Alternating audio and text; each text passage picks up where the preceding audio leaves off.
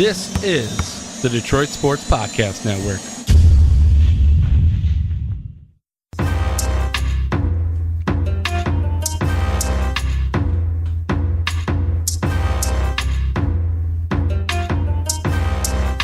Welcome in on a Monday. Shea Norling, your host here on the Monday Mashup. Joining me, Kevin McCann. What's going on? What's up, Kevin? It's a somber Monday here in the state of Michigan. I mean, somber in a way. I feel there's optimism still. Like, it's over for this year, but you got everybody coming back.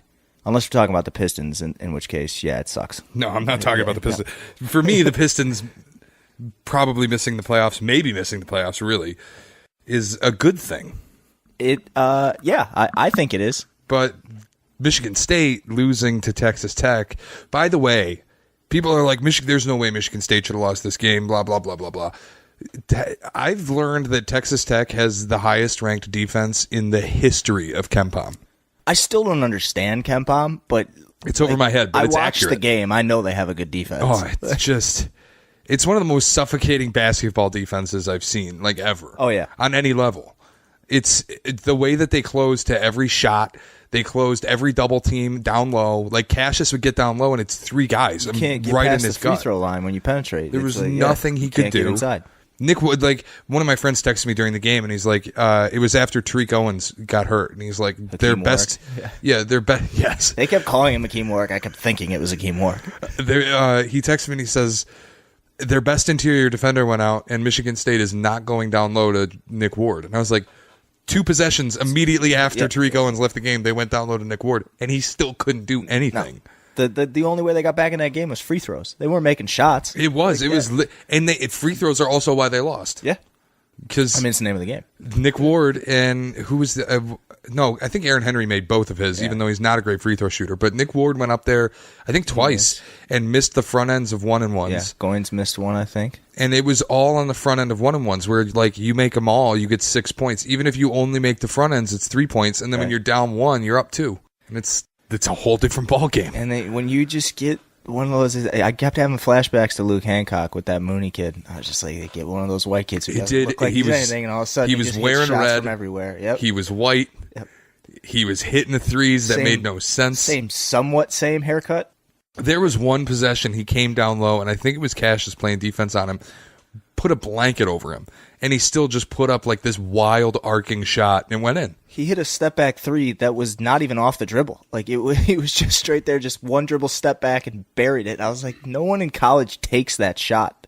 It was just one of those nights where he had the hottest hand of hot hands. Oh, yeah.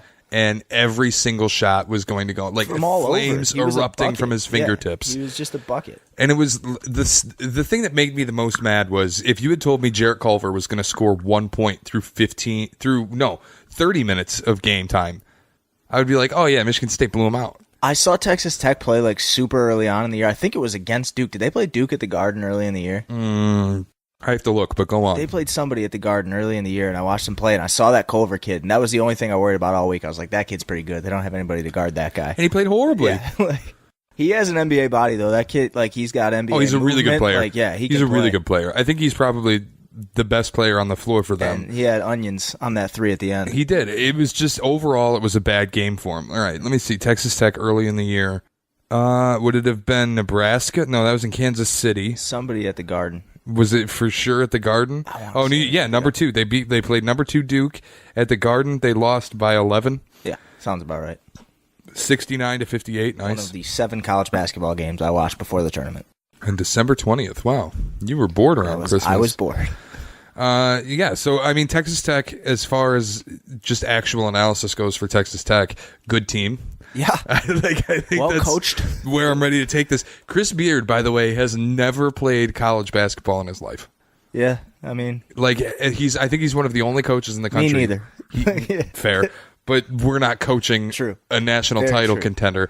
Yeah, I think, like, this guy has arrived. That was the other thing that he won't be at Texas Tech very long. No, where he's making like $3.75 million a year though. Like, his salary is kind of comparable to most Under Armour, man. Power schools. Yeah.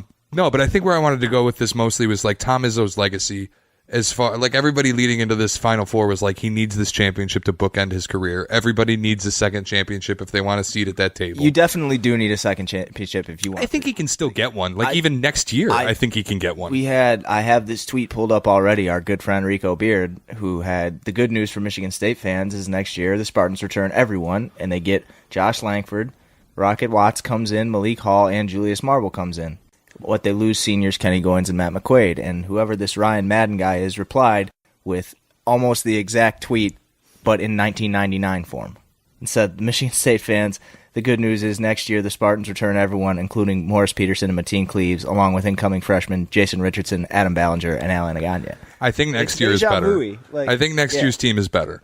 And that's where, like, I can't say Izzo's legacy's done because I think he still has the opportunity to go get that second. We talked earlier about Cassius and Mateen and that comparison. This is perfect if he wants to be Mateen Cleaves. Absolutely. Mateen Cleaves He's got his foot in the door with Duke. He's going to come out as a senior, and it's like that's why I can't look at this season. Was this season a success? And there's Michigan fans who are chomping at the bit to go, you fucking shamed us last year when we lost to Villanova. I mean, they're preseason number one. First of all, Michigan State? Yeah. Oh, yeah. I think Michigan's preseason number 2. I think Michigan and Michigan State are going to open the year 1 and 2.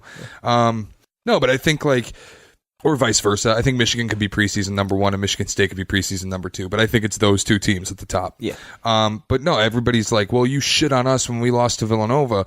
And I said, first of all, I didn't shit on anybody. I didn't even tweet. You played the teams that you had to play. I might have fired off a White Dante tweet. Sure. I think I did too. But I like all I said was, look, I told you this was coming. You've played no one in this tournament. This is a buzzsaw of a team. It's fine. You won the games you were supposed to win. You got to the national championship. It's success as a season. You won the Big Ten tournament. Good for you. But like now Michigan fans are like, come down on your own team the same way you came down on us. I'm like, I didn't come down on you, number 1. Number 2, you went 0-3 against us this year, so maybe say less. And number 3, it's like we won the Big Ten regular season. We won the Big Ten tournament. We beat Duke. Like Izzo getting over the Duke hump, that is huge for next year. That was the ipso facto national championship game that everybody wanted to see, right? Yeah, it was the highest rated Elite 8 game in history. It wasn't Duke, Virginia. Nobody was looking forward to that. And nobody's looking forward to Texas Tech, Virginia. I can promise you. I promise I'm not watching. I'm not watching. Like, honest to God, I doubt I'm going to watch this game. The reason I'm not going to watch, I don't even have a gambling interest. No. What am I going to do? Bet the under because it's a guarantee? I don't bet unders. Like I don't want to bet the under and then root for a bad game, knowing I'm already going to get a bad game. I think Texas Tech wins because their defense is amazing, but I think it's also going to be like a 42-39 final, and I have no interest in watching that. That's high. I was thinking like a 38-35 final, like a literal 17 points a quarter. It's the slowest team in the history of college basketball against the best defense in the history of college basketball. This game's going to suck. If there's ever been a neutral site for Texas Tech, Virginia, Minneapolis, Minnesota is that site. But that's where I look at this season. Yeah. By the way, just a major side note, as a rooting interest, like besides the analytical aspect, besides the I need to talk about this on podcast aspect, I have now seen the Patriots lose a Super Bowl in US Bank Stadium. I have now seen Michigan State lose a Final Four game in US Bank Stadium. Fuck US Bank Imagine Stadium. if you were a Lions fan. I'd be watching the Lions lose a ton of games in US Bank Stadium. It's really fun. Fuck that building. I hate that. But it's like the same thing. Do you remember when Michigan State lost to UConn in Madison Square Garden? And it was like they beat Virginia in Madison Square Garden. I think it was Izzo's maybe first ever win in that building. And then they lost 2014 to UConn. Yeah. And then every time they played in Madison Square Garden, like last year when they played in the Big Ten tournament and they lost to Michigan. I hate that building. Why is the Big Ten tournament in Madison Square Garden? Well, that was only 1 year, and I don't think it'll ever happen again because Jim Delaney is gone. I think they have to rotate it. R.I.P. in peace. Yeah. Well, they did it, but they had to do it a week early because the Big East has it reserved for championship week. Because it makes more sense. Yes. Because it's on the East Coast. Yeah. Like a huge the Big wonder. East tournament has been at the Garden forever, since Patrick Ewing played in the Big East. All right, bottom line on Izzo, was this season a success for him? I say yes. I say you got to the Final Four, which is all I ever expect. Yeah. What's a success for a college basketball coach? You beat Duke. Yeah. Like this is absolutely a success. The people who are like, you have to win a national title. Yes, he has to do that for his legacy, but on a only one season basis, he's hanging 2 banners. He beat Duke. He got to the Final Four. Look, you can't go win a championship every year. You made Matt McQuaid look really good. Which Not only Matt McQuaid was all defensive first team in the Big Ten. Outstanding. He was incredible He's this a great year. defender. Yeah, he's never going to see a minute in the NBA, but Hey, Mitch McGarry got picked. I don't think he's getting picked. If he might get like a two-way off a G League contract. Give up $2 million for the last pick of the draft and take him. Whoever has the last pick, the Warriors are it'll be in Milwaukee. They'll pay Milwaukee $2 million for the last pick of the draft, and they'll draft Matt McQuaid, turn him into something amazing. The thing like Matt McQuaid too, I feel like if he got to the Warriors, he'd be like what Christian Laettner was in the NBA, where it'd just be Christian Laettner was okay in the NBA. I know, but it'd be like the kind of guy that, wow, he's actually pretty good. Tell me 32-year-old Leandro Barbosa is better than Matt McQuaid. You're not telling me that. Oh my goodness! Can No you way. imagine? That'd be the perfect landing spot for me to have Day. He would never have to play. Like only when people get hurt or when they arrest people, he could play for Santa Cruz. He could work his way into it. Like Bob Myers, if you're listening, draft Matt McQuaid. I think it's a good idea. You don't really I'm have on to board. draft him. Like you can pick him up like for nothing. I'm on board. I love Matt McQuaid. Save yourself the $2 million. For those of you who were hoping we might jump into some Tigers talk, not going to happen. I've been to two Tigers games so far this year. They're playing surprisingly well. Good. We'll get to it. Like that's the thing with the Tigers is, wow, they started 7-3. Everybody should talk about it. And I'm like, let me know where they're at the 45 game mark, and we can have a discussion. I need about like 60 baseball games a year to get my fix. So, but like mid-July and the playoffs, and I'm good.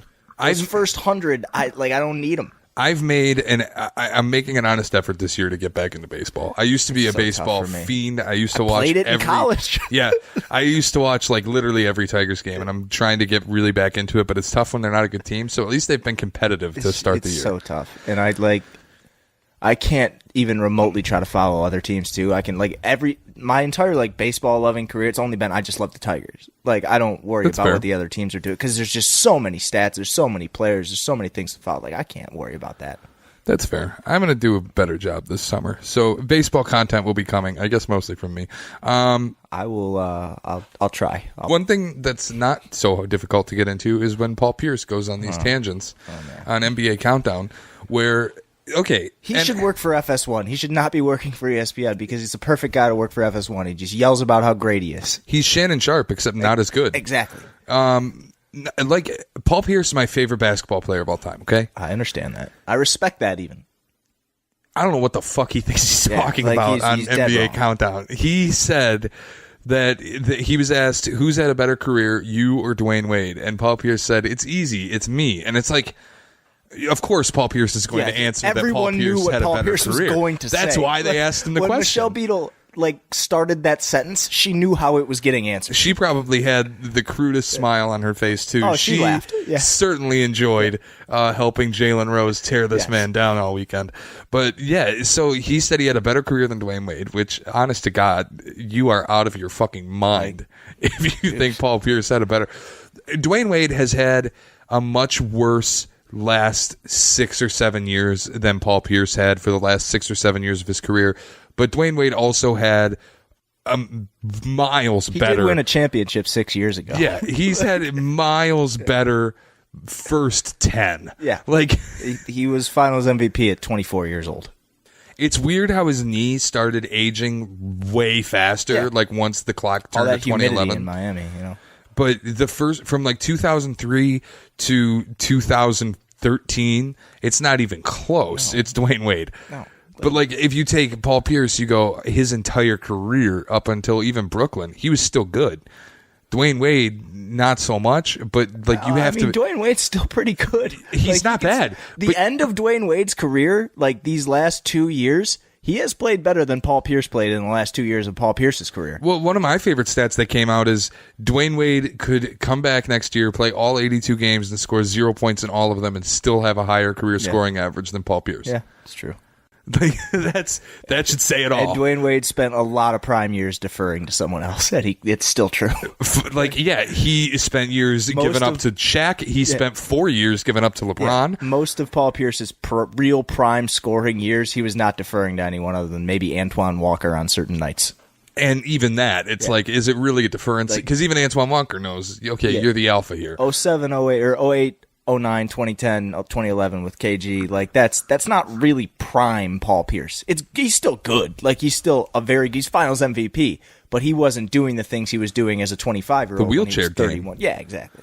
No, but it's just an outrageous thing for Paul Pierce to try and claim. And then he's like, the way he's trying to phrase it, give me Shaq when I was 24. Just a bunch of hypotheticals. Give me LeBron when I was 28. I had a better career. Here's why I could have. No, wait, I did. No, I did, I swear. I'm like, that's a different argument. Paul, if you want to say that you're a better player than Dwyane Wade, that's fine, and we can have that discussion. You played different positions, and I still don't know that you're going to win this argument. I don't think you are. But it's easier than I had a better career, because you just didn't. So Dwyane Wade, 4-time all-defensive first team or all-defensive second team. I know it's 4-time all-defensive NBA. Paul Pierce never made an all-defensive team. We got all the times Dwyane Wade was all-defensive first team or all-NBA first team, and then it's all the times for you were just saying off-air where, you know that Paul Pierce had to compete with Tracy McGrady and Kobe for the forward spots, or like the All-Star appearances where for a long time it was guard, forward, center.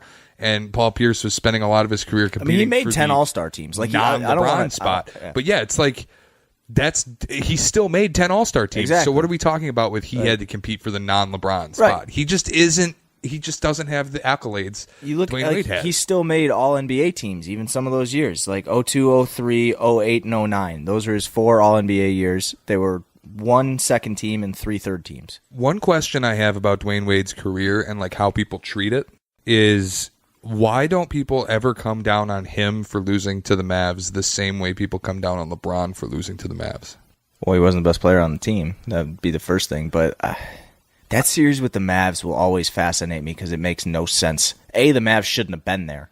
Like, that was the one year we were supposed to get LeBron versus Kobe in the finals. Like, that was the one, like, you look back at history, when it should have happened one time was 2011. Kobe going for the three-peat. LeBron's teamed up with somebody else to try to stop him. And instead, Dirk and Jason Terry stop him. And JJ Barea. Yeah, JJ and Jason Kidd. Like one of Josh the Howard. wildest. Tyson Chandler. I've often wondered, and it's another thing I put on Twitter, didn't get any response, but it was like just my thought of, and I'm going on a LeBron tangent now, but if if LeBron were 6-3 instead of 3-6, would he get the same level of slander that Tom Brady gets for being 6-3?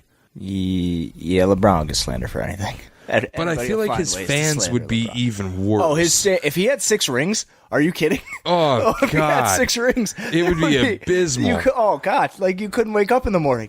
Like, you'd just be flooded with LeBron stands. Every He's morning. the greatest. Every morning, the first thing you'd see on Twitter, good morning, LeBron has the best 6 ever. rings. Like, immediately. Every morning. Dwyane Wade, who has had a better career? That's one thing I want to talk about, too, especially at that position. Like, I think there's a ton of guys, LeBron, Michael Jordan. Yeah. Michael Jordan at that position. Kobe, I think, has had a better career. Somebody said John Havlicek. I think that's fair. Again, we talked about that earlier. I have no idea. I didn't Like see a whole lot of Havlicek. you could just pull up guys who won a ton of titles, like Larry Bird, Magic Johnson. Right. But at that position, where it's like Paul Pierce, you played the 3. Who's had a better career at the 3 than Paul Pierce? Ton of guys. It's so hard to quantify shooting guard versus combo guard, too. Because when I think back to, like, my best shooting guards ever, like, obviously I think Michael Jordan was a shooting guard. Obviously not a combo guard. Dwyane Wade is a shooting guard. Obviously not a combo guard. It gets so hazy with Klay Thompson, not a combo shooting guard. Right. Ray Allen, shooting guard. Though early in his career, combo guard, kind of, ish, in Milwaukee. Even a little bit of a 3 sometimes. He's only 6'4". But it's still like he had bounce. Yeah. He had plenty of... Go look up some old Ray Allen tape if you don't know about Ray Allen. Ray Allen in Milwaukee? That's the thing about Ray Allen is like he could have positionless basketball. If anybody ever said Ray Allen would be worse today, you are Ray Allen dead wrong. Outstanding today. He would love this league. He would be amazing. Yeah, it gets hazy for me at the shooting guard combo guard with 2 guys that I think if they're shooting guards, they're 2 and 3 in shooting guards of all time, and it's Harden and Iverson, not in that order. Iverson, Harden, 2 and 3 of all time in front of D Wade. But if they're not shooting guards, then D Wade's 2. That's fair.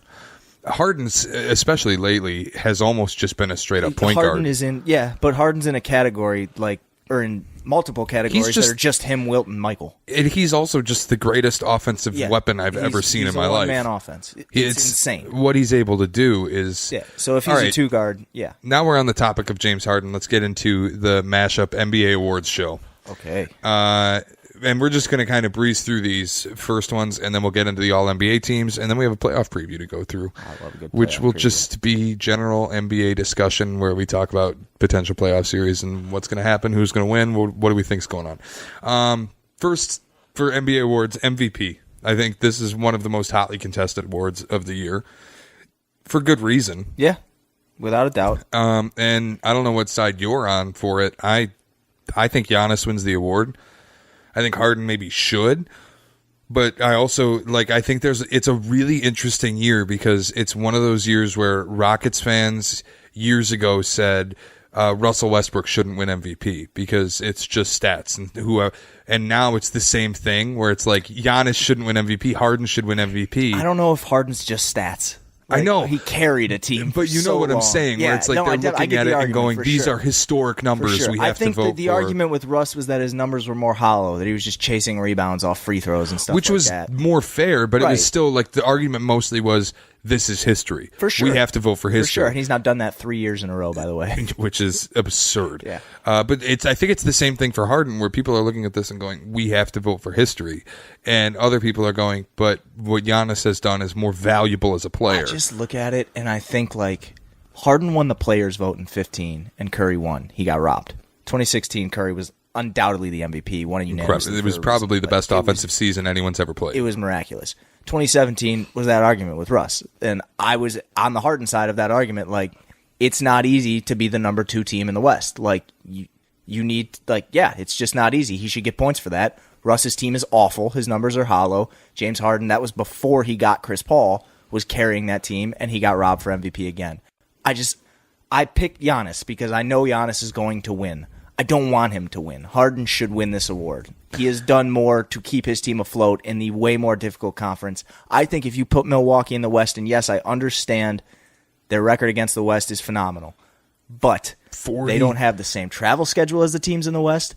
They don't play those same teams every night. 45 double-digit wins. I know it.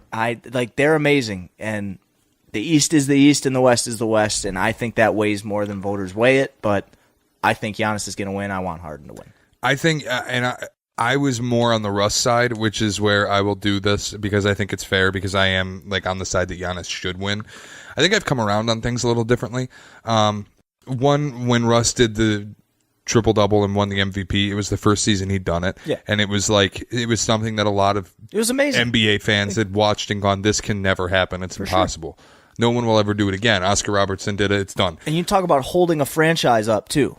KD leaves in the aftermath, and he held them there. And I think the playoffs. I think the other thing that made it so great, too, was in the offseason leading into that year when KD left and Russ got a little angry on social media and in interviews. Just a little. And people were like, oh, this guy's going to go win MVP. And then he actually did. It was okay, you have to vote Russ. Kendrick capped it with a song. It was a good narrative. This year, I'm going Giannis, more so because I think it's really hard to win 45 games by double digits. I think it's really hard to have. It is very difficult. The most wins in the league. And I look at this team, and it's just a whole lot of Giannis. And especially now that they're hurt. I don't know that everybody is just really not giving Milwaukee, and this we talked about Executive of the Year, not to skip ahead to that one, but I said John Horst from Milwaukee. Which is a no-brainer. Those guys are perfectly cast. Sure. It's not that everybody's it's all Giannis. Look at these guys. Middleton's the only other All-Star. He's not even really an All-Star.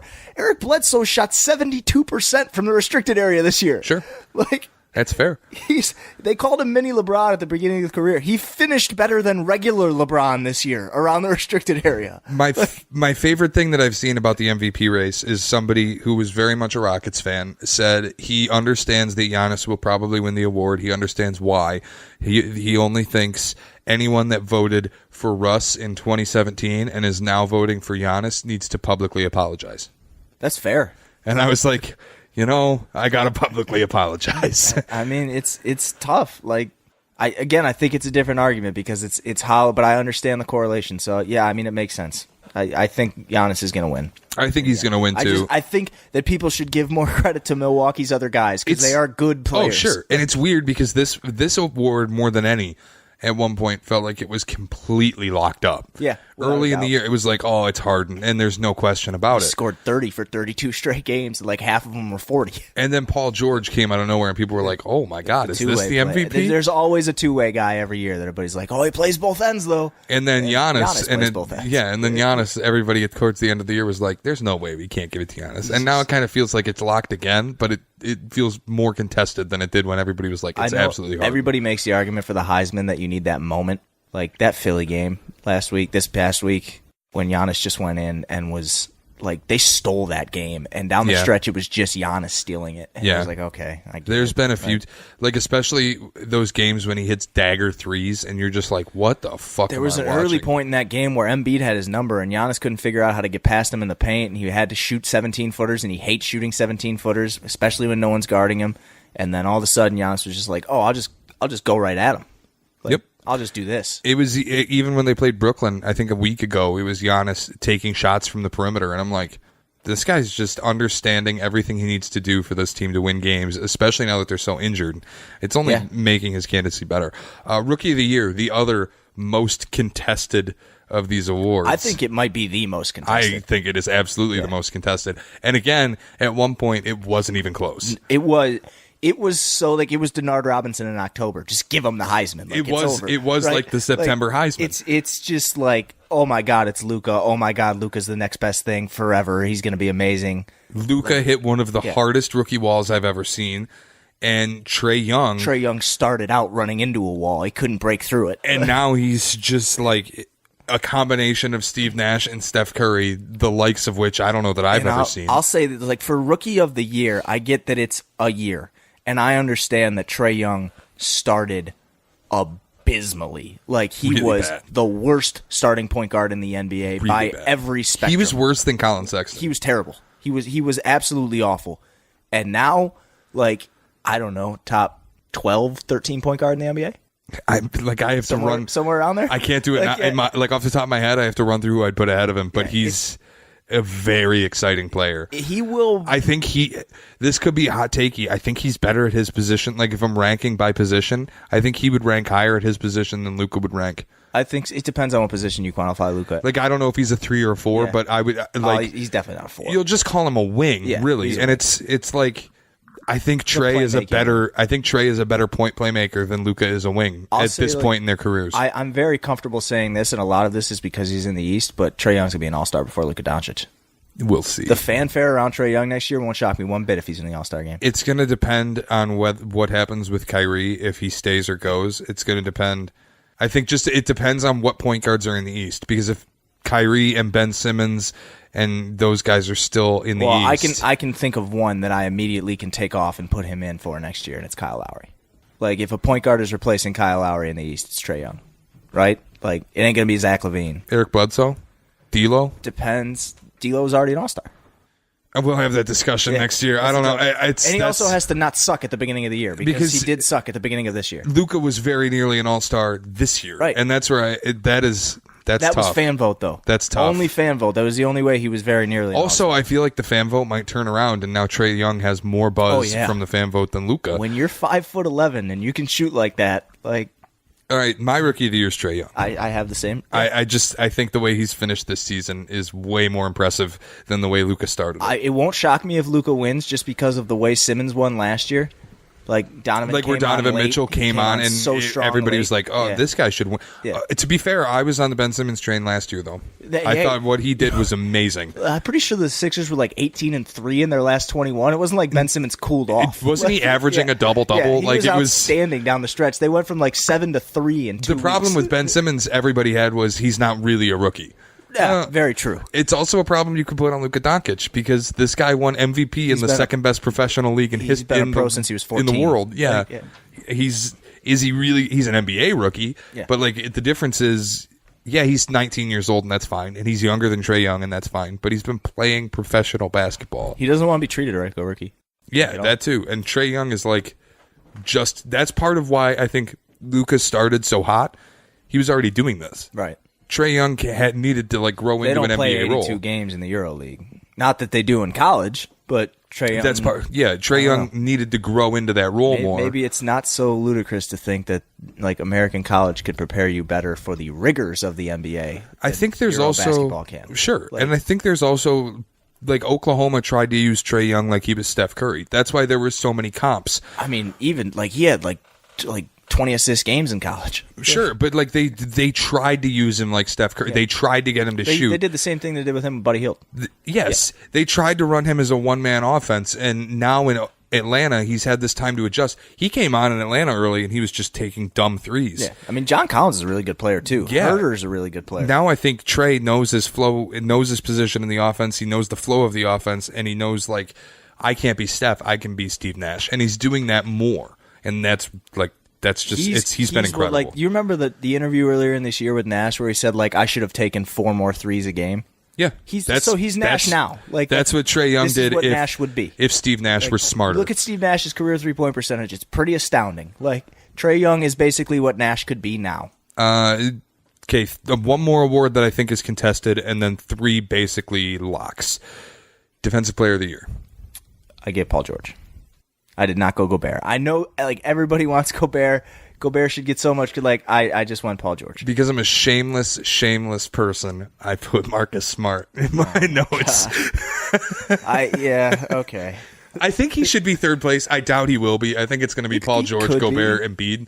Yeah. I think he should be third place. He could be. I think it's probably going to be Gobert just because of the way Paul George's injury has impacted the team and how they've like dropped to the 8th seed in the West. I don't think that helps his case. I think Paul George has it. I also think, the way he plays defense is so unbelievable. That's the thing that sucks for Marcus Smart is if he were just 4 inches taller, he would be the DPOY every year.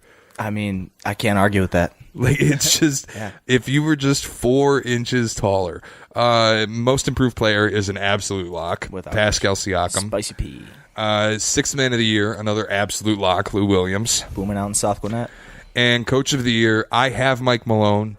I would love Mike Malone to win. I want Mike Malone to win. Both of us think Budenholzer is going to lock up that award as well. They're going to win 60 games. So it's just if you win the most games, like what happened with Dwayne Casey a year ago. It should have been Brad Stevens, but Dwayne Casey won more games. Win 60 games. Yeah. All right, so all NBA teams. First team NBA, all NBA. I think this one's a lock. The 2 guards, Steph and Harden. Yep. It's no brainer. Mm-hmm. 2 forwards, Paul George and Giannis. Yep. And center, this we might have a disagreement, but I doubt it. Jokic. I have Embiid. Okay. See, that's where I thought the only debate in this would be. It's okay. I think perfectly okay if Jokic gets it. I think at that point you're just nitpicking which, or it's like personal preference. It's just a guy that I think does a little bit more. That's fair. Yeah. I think like if Embiid could pass like Jokic, he'd be. It's not that for me. It's the defense. Jokic can get played off the court. Absolutely. Jokic has absolutely no defense at all. Yeah. But I think he offers more offensively, which a lot of centers do. I think Karl Anthony Towns offers more offensively than Embiid does. Any of those guys we just mentioned, yeah. And that's why I have Embiid second team. But what he offers defensively, the other reason I have him second team is almost a little bit of like a prove it thing for me. Do it against Al Horford and Aaron Baines in the playoffs, and then it's just one team. I know, but it's still like this is all playoffs. It's for me. It's just the way I look at this. For me, it's Fair even enough. In the regular season, Al Horford owns you. I can't give you first team All NBA. He got him last time they played, but Al Horford still went off historically. On him. Yeah, he did. Even though they lost, it was like, you're missing Kyrie, and also Al Horford still went off. Embiid played pretty well. Also, they shot 54 free throws? Something like that, yeah. Yeah, so forget that game. Second team, I think there's a lot of dispute at guard now. There's no dispute at guard for me anymore. I know. I don't have dispute. I think it's easy. I think a lot of people are still. I saw one that had both of my second team guards on third team, and I was like, this is flat out disrespectful. If you don't have Damian Lillard on second team, that's just outlandish. If you don't have Kyrie, it's still ridiculous, but I guess there's an argument to be made for us. But the only thing is, the people that don't have Kyrie on second team, well, who plays defense? And I'm like, all you did was just show that you haven't watched Kyrie 1 second this year. He's played the best defense of his career. Some of the best. He doesn't have to. Seriously, he doesn't have to. Who cares? He's a point guard, and he's a one-man offense. He doesn't have to play defense. Who cares? I love this rant. No one cares if he plays defense. Just listen to Jabari Parker for 5 seconds. They're not paying Kyrie Irving to get 3 steals a game. They don't care if he plays defense. That's why you have Marcus Smart. He's going to guard the best player every other night. It's not going to be Kyrie Irving. Folks, it's true. It doesn't matter if he plays defense. It's true. No one cares. It's true. I don't give a fuck if Kyrie Irving plays defense. It does not matter. You know what I want Kyrie Irving to do? I want him to score 35 points with 5 assists. I don't care if Kyrie Irving plays defense. And hoist a trophy. I don't need him to play defense. Guess who else doesn't play defense? Steph Curry. No defense at all. None. Even worse defense. None. By far James worse Harden defense. doesn't play defense. Steph Curry and James Harden are two of the worst guard defenders in the league, and we have no problem putting them first team All-NBA. They're locks for first team All-NBA, and they don't play a lick of defense. They are two of the worst front court defenders in the league. You know who else doesn't play defense anymore? LeBron James. Nobody plays defense. When you Russell Westbrook, an MVP, hasn't played defense until this year. Yeah. And he's only playing defense because he can't make a shot. So I think it's very clear. Our second team All-NBA guards. I don't care if Kyrie Irving plays defense. Kyrie Irving and Damian Lillard. He's not on here because of defense. He's not. Defense might elevate you to first team, but it's not it's with Embiid. Jokic doesn't play defense, so I'll put Embiid there. But Jokic is my second team center. He's not going anywhere. And it's really just splitting hairs. Yeah. You can get the Supermax if you make third team or first team. All you got to do is make All-NBA. I love it. It's so true. It's so true. I don't care if he plays defense. Wow, that was excellent. So our, and it's even I don't better die on a hill for Kyrie like that, but it's just a stupid argument. It's so dumb. It's so outrageously dumb. It's like Kevin Durant. Great scorer. He's a good defender. Is he a great defender? They talked about that first year in 2017 when they were like, "Oh, he's a great defender. He's trying again," and it didn't do him any good. So he was like, "Oh, what am I doing this for?" It's like Paul George. He's on first team. It's not because of defense. It's like that he's averaging 26.5 points. But yeah, it's like he was shooting 50% from three for most of the season as a wing. The 3 seed at one point, and right there. Giannis, like a great defender. Yeah. He's not why he's on first team. Kyrie and Damian Lillard are my guards. I'm sure they're your guards. My forwards, Kevin Durant, Kawhi Leonard. Yep. And my center is Embiid. Yours is Jokic. Yep. Third team. This is where it's going to get interesting because you could not figure out who I put at center. No, I really can't. I don't know who you put at center. My two guards are Russ and Kemba. Okay, I have Russ and Beal. Okay, that's fair. Hey, Kemba's on here. He doesn't play a ton of defense either. No. Bradley Beal doesn't play any defense. That's why the Wizards can't win. Imagine. My forwards, LeBron James and Blake Griffin. Yep. And who's your center? I'm curious. Cat. Rudy Gobert. It's fair. It's fair. It's absolutely fair. This is the one where I'll credit defense over. That is a complete, you're just choosing defense over offense. Because Cat in the second half, or even post-Butler trade, 50-something games. His offense has been incredible. I already told you. I would take him over Embiid offensively. Yeah, he's been unbelievable. It's also, I'm choosing wins over not wins. Also true. Also fair. I'm going to take the guy that brought his team to the playoffs over the guy whose team is 36-44. That's where I didn't, because I don't think Gobert is bringing his team to the playoffs. Gobert is so limited offensively. Yeah, but it's like when DeAndre Jordan would make All-NBA. Their whole team is kind of limited offensively, and Donovan Mitchell isn't. Joe Ingles isn't. That's two guys. That's what I'm saying. Those are the guys carrying. But you know what I mean. It's like they kind of live on the defense with Derek Favors and Rudy Gobert. They have a defensive coach. Yeah, and all right. So speaking of defense, All NBA defensive first team. This was difficult for me. The guards were not difficult for me. Marcus Smart and Jrue Holiday. Yep, exactly. Forwards, Paul George and Kawhi Leonard. And center Rudy Gobert. I mean, we're perfect. Sweet. Second team, I had Klay Thompson because you convinced me before the show. I also had Danny Green. I have Klay Thompson, Patrick Beverley. That's fine. Both. I think those are fine. Yeah, Bev's had a really nice season, by the way. The Clippers are in front of the Thunder. That's why Russ isn't on it. It's part of why I have Danny Green on it, too, though, is Toronto's so high up. And he's just, I think he's a really underrated perimeter defender. Tough to put two wings from the same team. It is, but... It's also Klay Thompson, and I also have Draymond Green, and they're both on second team. I don't view Draymond as a wing, but I do have Draymond on second. And then I know we round this out the same way. PJ Tucker, Joel Embiid. Yep. All defense apparently isn't too difficult. Yeah. Marcus Smart and Jrue Holiday I think they bring guard defense to a different. Like PJ Tucker took me a second. I was like, who can I put in the second forward? I did too. I even asked you before. I'm like, who did you put second forward? I was looking at numbers and I had no idea who I wanted to take. But I think as far as guard defense goes, Marcus Smart and Jrue Holiday kind of redefine it. Yeah, more so Smart than Holiday, but it's like what Smart does as a guard defender. I mean, maybe Holiday would have more if he had something to do it for.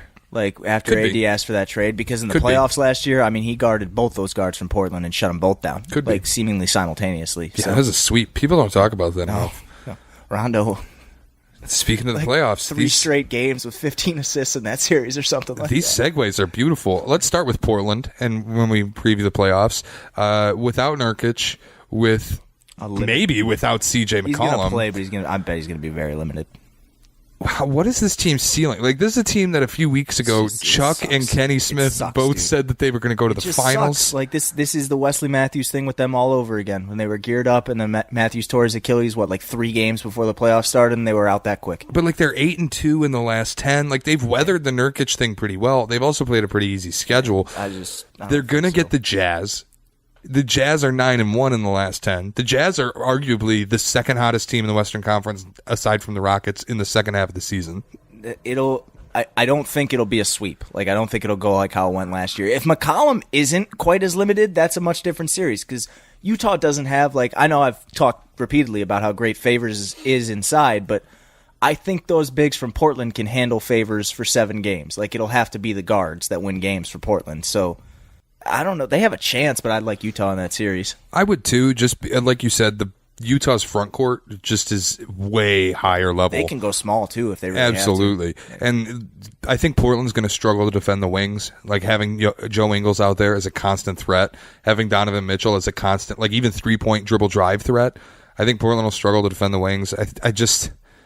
It sucks so much to look at Portland. Yeah, Portland was so hot, and Portland was like a dark horse Western Conference Finals team, and now it just sucks. There's no other way to say it. Like, it just sucks. You can't blame anybody in Portland for them exiting this year. Like, Terry Stotts isn't going to get fired over this. Like, it feels like it happens every year with them.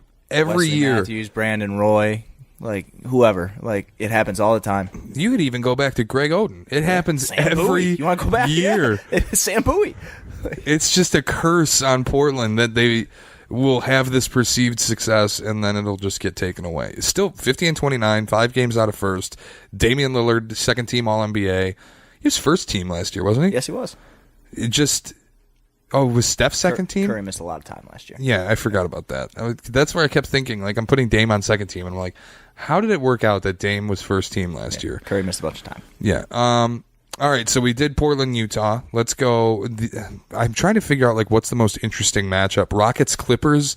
There's intrigue there, but I think it's a sweep. Did you watch that game the other night? Yeah. Oh, God, that was ugly. I like the Clippers. I'm high on the Clippers, but more for the future than I am, like, for now. For what they could be. Yeah. Really interesting, I think, is Thunder Nuggets. I really want San Antonio to get that. I don't want that to be OKC. I want OKC with Golden State. They're a half game apart. I guess the Clippers are tied with the Thunder right now, too, so that could There's easily. a chance Houston sneaks into the 2. Like, it could very well happen. They got a game and a half with 2 games left. When both Denver loses to the Clippers, and who's the other game Denver has? It's the Clippers and somebody. Let me see. It could happen just like that, and they own the tiebreaker. That would be very interesting. They got Portland and then the Clippers. That could happen. They're at Portland. Portland's a really good home team. That would be really interesting if Houston slides into the 2 and the Thunder slide out of. They got Portland at Utah. And then a home game against Minnesota. Minnesota So 3 could left. be ruining it for them. Just playing spoiler to play spoiler. That would be really interesting, actually, if it ended up being Houston in the 2 and the Clippers in the 8, or in the 7. It could end up being the same matchup. Yeah. Because, I think Oklahoma City probably gets that 6. I never know with OKC. Like, they're lose, so up and down. Yeah, they've been a roller coaster all year. Like, it's hard to believe that they were in the 2 at one point. It's like they have to play Houston and go to Milwaukee to end the season. The chances Milwaukee's resting are very, very high, and that's the last game of the season. So OKC could win that game and lock themselves into 6. But I think Houston's going to play them tough. Like, they play Houston Tuesday night. It's the last big game of the year. It's a playoff tune-up. I'm guessing they could possibly play each other, so maybe they're resting. They don't want to show. Like, I don't know, but so tough to tell with the last week. Does Denver win a playoff series? Put them against LA, put them against OKC, put them against San Antonio. I think LA would be their best shot to win, but I really don't know. Like, I don't know if they win one. They're so good at home. Like, if they don't have to play Golden State, they can beat anybody at home. The one thing I'll give you, like when you said you left Jokic off first team because of defense. Yeah, he can get played off. It's going to get exposed even more in the playoffs. Like, if you can't play, if you're a liability on that end of the floor, playoff basketball will prove it. Mike D'Antoni's system is specifically generating mismatches. Like, that's all it is. It's just pick and rolls till you get the mismatch you want. And they're going to put Jokic in every single one. That's where OKC even might just hit Steven Adams post-ups on Jokic over and over and over if they get that matchup. The thing about Denver, can they win a playoff series? The Spurs, LaMarcus Aldridge? But that's why. It's like the Spurs don't have that lineup to play Jokic off the floor. Like, Paul Millsap can guard LaMarcus Aldridge. Okay, and then, sure. Then you don't have a lineup that plays him off the floor. That's the only series I think they could actually win, which is like they could be the 2 seed, and I think there's only one matchup. I think the Clippers could actually beat them. I really do think that. Who are the Clippers going to run? Rivers and more playoff experience. That's fair. Who are they going to run at center to play Jokic off? Trez. Small ball 5, Trez. It's asking a lot. It's asking a lot from Trez. He's going to be runner-up 6 man of the year. Small ball 5, Trez. I love Trez. I love Montrezl Harrell, but it's asking a lot from Trez to go and not for 40 minutes. But to play him off the floor it in 7 for 20-something games? minutes a night, maybe it won't take 7. I'm thinking it'll take 7. It'll probably take 7.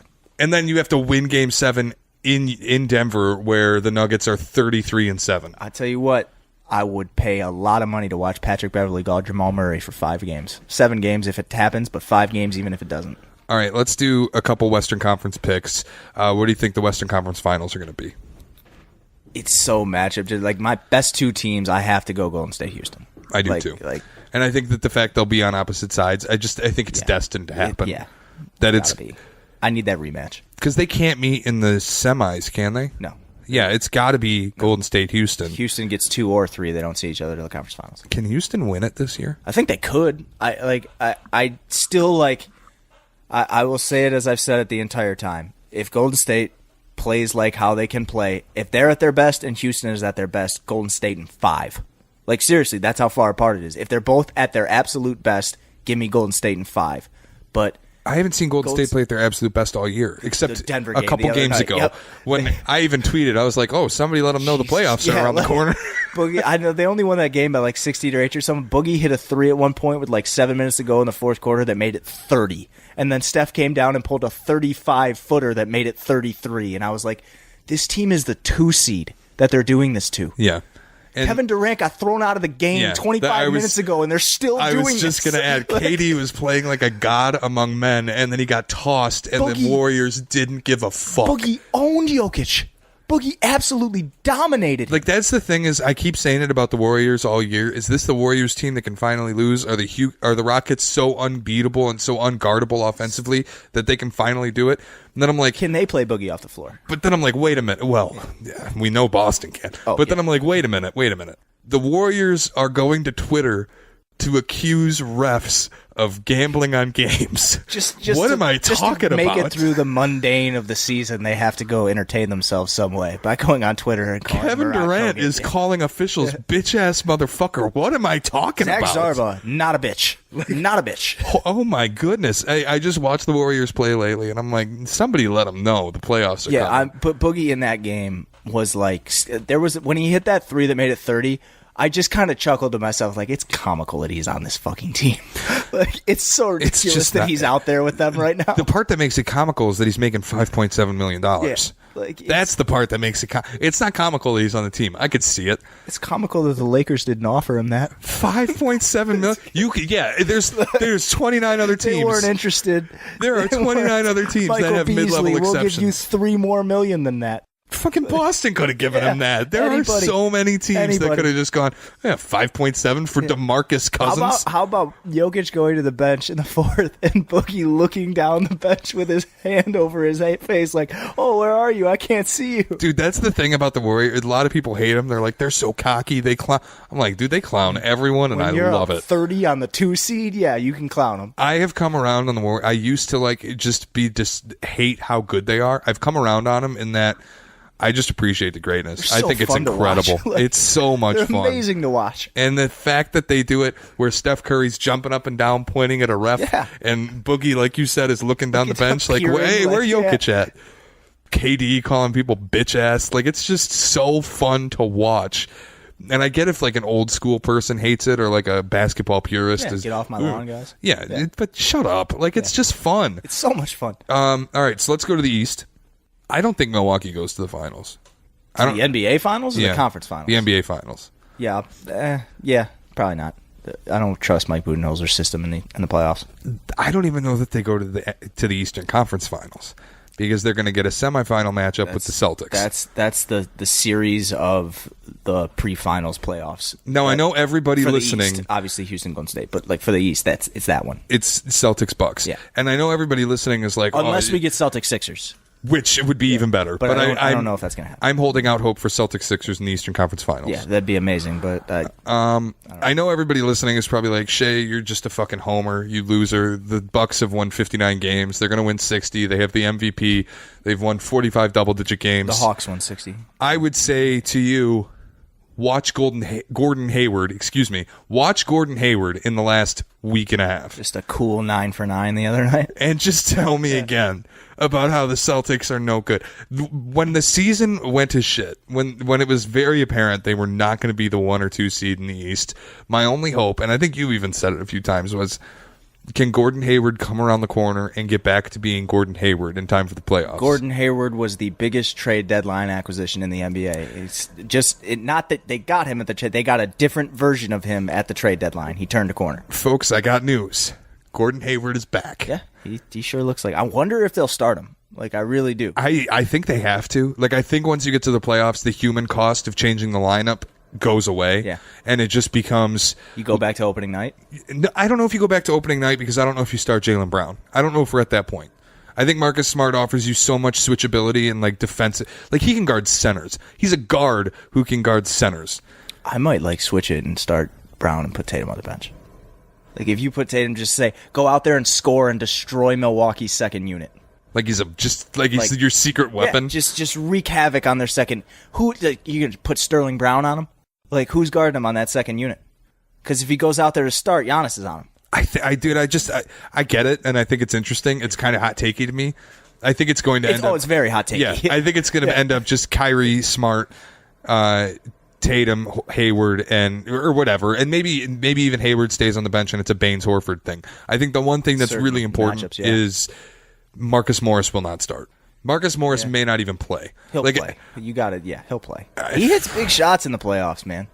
He does. Fucking guy. He did last year. Oh yeah, when he went 1 for 9 in game 7. But I mean, at home, it wasn't like they cakewalked to the Eastern Conference Finals. They had to fight. Like, I know there was 5 against Philly, but like it was 7 against Milwaukee, and Marcus Morris was big in that series.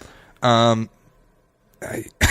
mean, he is. He's been big at times this year. Lately, I think he's just fallen in love with the 3-point shot. He's trying to shoot himself out of a slump. It could be what they're asking him to do. They could just be like, we just need you to shoot. Then stop fucking asking him to do it. That's all. That's a whole nother conversation. It, Brad. If you're sitting on the bench and you're going, Marcus, get in the game and shoot. Stop doing that.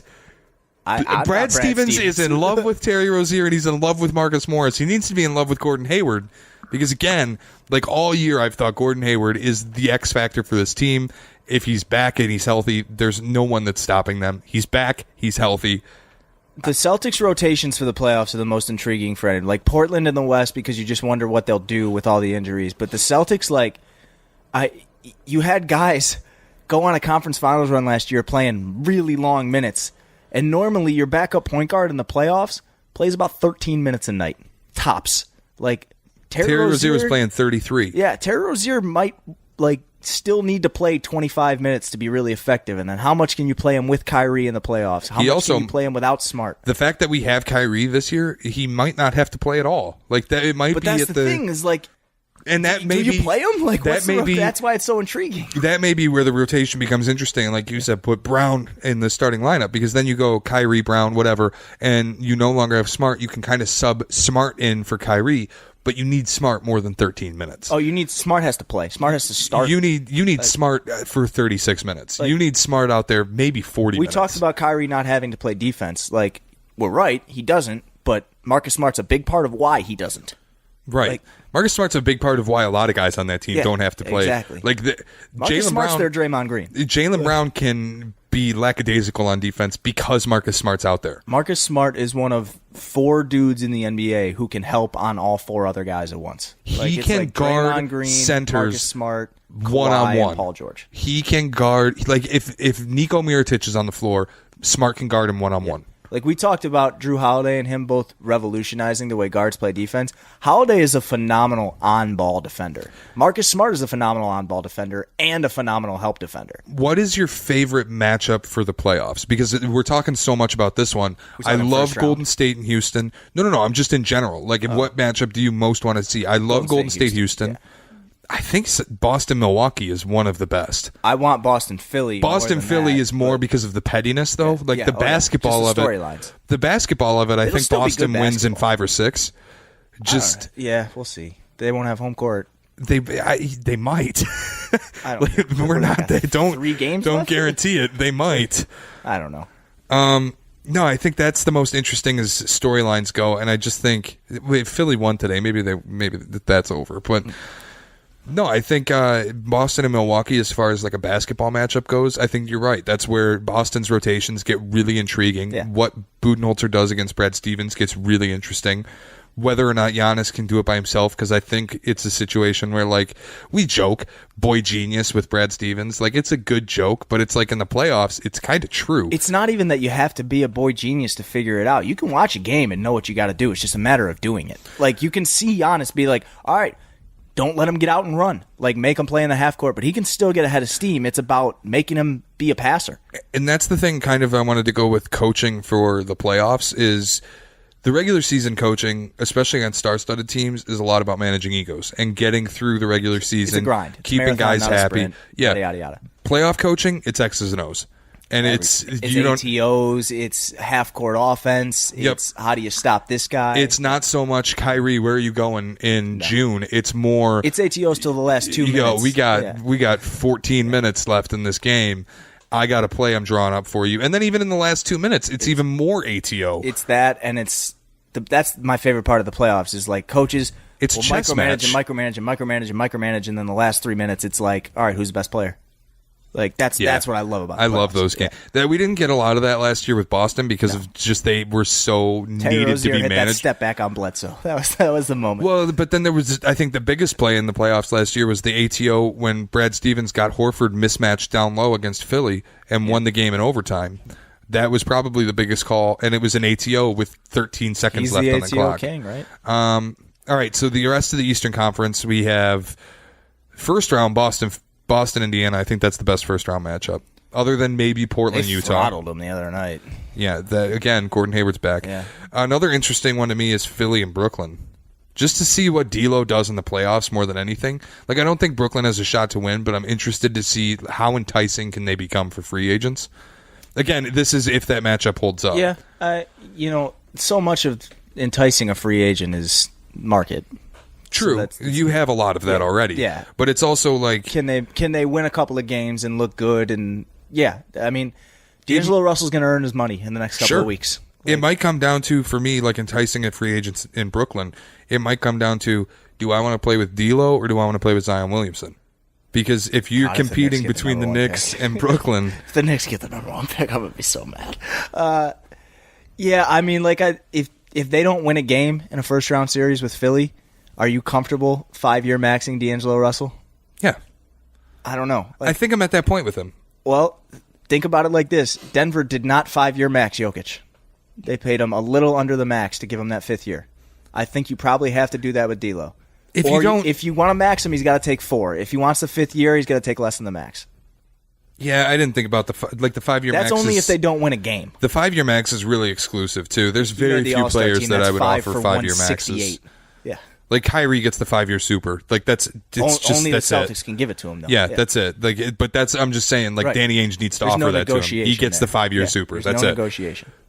I don't know especially when you have a star like Kyrie. The 5-year max for D'Lo, I think he earned it, but I think you're right. Like just a little bit under or a 4-year max. Well, we all know how that went. Yeah. Toronto and Orlando or Toronto and Detroit. I think Toronto and Detroit would be more interesting because Detroit's undefeated against them this regular season. Yeah, and it's like a storyline. Yeah, and it's also What if, like, Detroit's undefeated against them in the regular season? What if they just bounce them in a playoff series? There's no way. Give it 5 games. Because playoff Kawhi exists. Give it 5 games. They can scheme them. They can go big with Gasol. They can go small ball 5 with Serge. Like, Toronto's the most versatile team in the Eastern Conference right now. Going to find out if Nick Nurse has onions. We are. One thing I will say for sure is, for the first time in a really long time, I think the Eastern Conference playoffs are more fun. The second and third round of the Eastern Conference playoffs is going to be better than the second and third round of the Western Conference playoffs. Maybe not the Western Conference finals, but that second round, without a doubt. I don't know. If we get Celtics-Sixers for the Eastern Conference finals, I think that might be better. Celtics-Toronto is not going to be a slouch.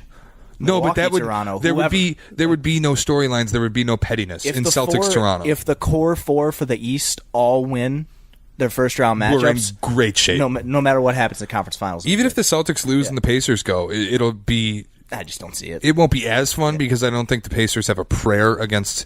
No, who would they get? Milwaukee, Toronto, Milwaukee. Yeah, no shot. Yeah, like if Brooklyn beats Philly, that'd be funny for me, but it wouldn't really be fun for watching it on TV. And I just don't think it's gonna happen. And it would rob us of a Celtics-Sixers matchup. Who's Brooklyn's playoff experience? DeMar Carroll and Jared Dudley. Yeah, not great. It's not great. How much next year does Jared Dudley have? Next year when they have Kyrie Irving and Kevin Durant, watch out. Brooklyn's where it's at, man. I guess. By the way, we got to talk. Kevin Durant, according to Rick Bucher, who of course is the most reputable source in the NBA. I did not realize that Rick Bucher was still working. That's how much I don't follow Rick Bucher after he got fired from ESPN. Like, he goes on. Why is Colin Cowherd having him on the show to talk Kevin Durant's landing spot anyway? Better question why you're watching Colin Cowherd's show. I didn't. I just saw the clip because everybody picked it up and they're like, oh, wow, Rick Bucher said Kevin Durant to the Knicks is a done deal. Rick Bucher also said on the day LeBron did his the decision, part 1, the day he did it on ESPN, Rick Bucher took to Twitter to say every general manager he's spoken to is confirming he's not going to the Miami Heat. Didn't he confirm the Knicks? Weren't the Knicks completely out of, or the Nets? He confirmed somebody ridiculous. I think he confirmed the Bulls.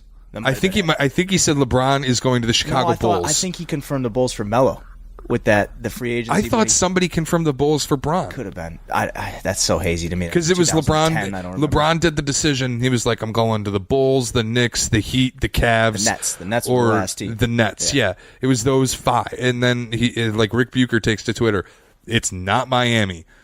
8 hours later, LeBron is a Miami Heat. Shocking. So when Rick Bucher comes out and says it's a done deal, Kevin Durant's going to the Knicks and Kyrie Irving's following him, excuse me if I throw some salt over my shoulder. I'm not a whole lot worried about this. I'm gonna point something out that in 2019 should be obvious to literally everyone on earth with a telephone.